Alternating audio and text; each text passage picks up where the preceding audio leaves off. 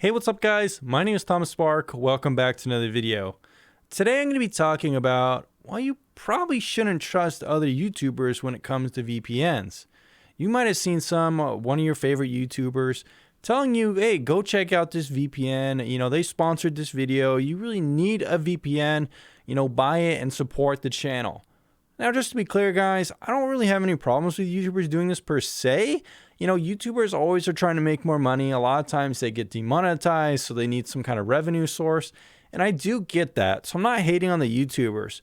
But I do think that YouTubers could make better choices when picking VPNs to recommend, or maybe just picking other products outside of VPNs to recommend, because I do think it is a problematic area to recommend people, because I do think it is sort of a problematic product and it's a little bit marketed problematically, and I'm going to explain why in this video.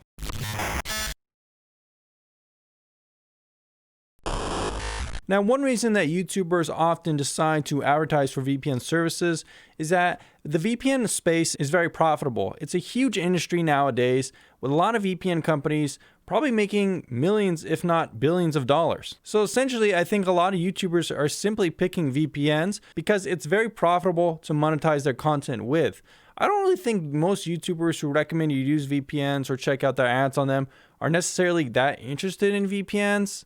Because let's face it, VPNs aren't really that interesting. At the end of the day, it's pretty much just like an application you connect to push your server to connect to a remote server that encrypts your internet traffic. It's not really sexy per se. It's not really that interesting. But all of a sudden on YouTube, we're seeing like so many YouTubers telling you to buy a VPN. So what's up with that? Like I said, it's because advertising and getting you to buy VPNs is going to make them a lot of money.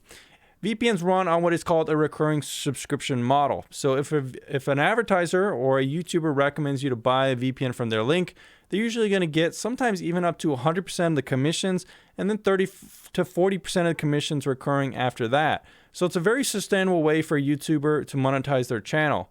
And don't just take it from me saying these things without knowing about it. I literally only review VPNs on my channel, and that's how my channel with only 20k subs or so is able to provide enough living for me, because it's the only thing I do. So I think I can speak a little bit about how profitable this industry is because I've been doing it for over 6 years. However, I do want to make the stipulation that unlike other YouTubers and stuff like that, who pretty much just sponsor themselves with VPNs that have really high commission rates and stuff like that, on my channel, most of my VPNs are not actually rated by the commission rates or how much they pay me. In fact, I haven't ever done a sponsored review. Some of my top VPNs have much lower commission rates and less profitable models than most of the popular VPNs you'll see advertised on YouTube. So I would say on YouTube, there are kind of like three groups of people. We have people who are always recommending you to use VPNs. They could be pretty much anyone. They could be a gaming channel, some kind of internet personality, not related to VPN at all. And then you have people who are more like technically inclined that kind of understand the industry a little bit more and kind of understand that it's a little mismarketed and it's sometimes advertised too much to the basic end consumer. If you want to check out some of these channels or resources, I think it might be a good idea.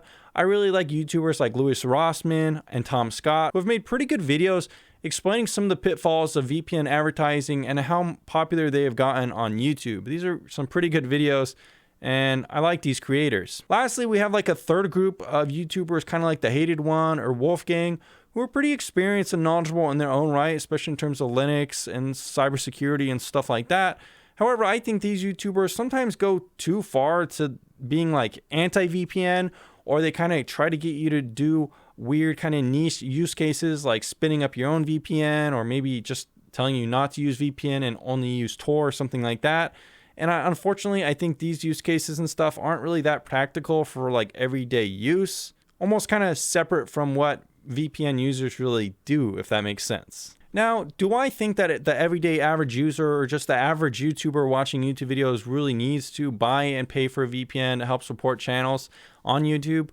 Well, I don't think so, really, if I'm being honest. That said, I do think people who are interested in internet privacy, people who might be considered more like power users, might I say, or people who are interested in playing around with the internet, are more so geeky inclined. That's kind of like my audience. I think people like this can and should be interested in learning about VPNs and should feel free to buy them if they so choose. That said, I don't think really that audience is necessarily the average YouTuber. I don't think so. Or even the average gamer. I see a lot of people saying, do I need to use a VPN for gaming? Why should I use a VPN for this or that?